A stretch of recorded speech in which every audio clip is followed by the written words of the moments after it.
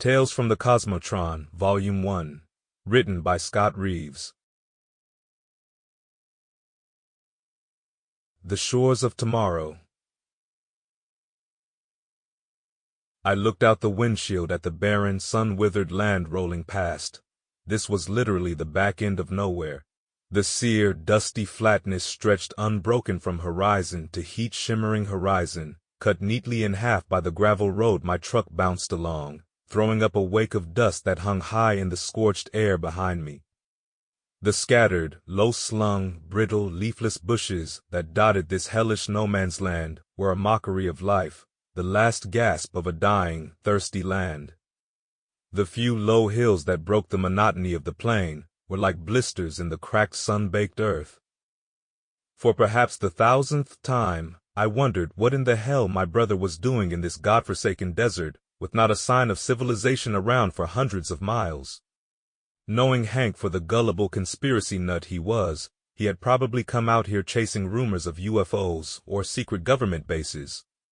The cryptic, frantic message he'd left me, begging me to come out here to see the amazing thing he'd found, had given me no clues.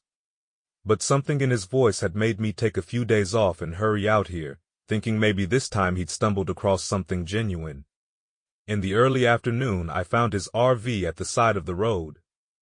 He had parked in the lee of a small hill, near the blackened, charred timbers that were all that remained of some small wooden building that had burned nearly to the ground, maybe an outhouse or a storage shed. I got out of my truck and stood looking around with my hands on my hips. I didn't see anything that might have aroused Hank's interest or suspicion. Nothing but flat, barren desert as far as the eye could see. And that burned-out ruin held no mystery. Maybe it had at one time, but not now.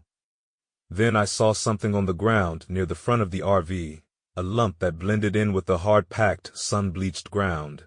I went over and knelt beside it. It was, or rather, had been, a golden retriever. It was dead, its carcass horribly shriveled and stiff, seemingly more desiccated than long hours or days lying in this merciless sun could account for. I had the feeling if I touched it, the thing would crumble and blow away like dust. Its fur was grayish-silver from extreme old age. Hank had had a golden retriever, Mitzi. She was barely 2 years old. I didn't think he had another. This hound had been ancient when it keeled over.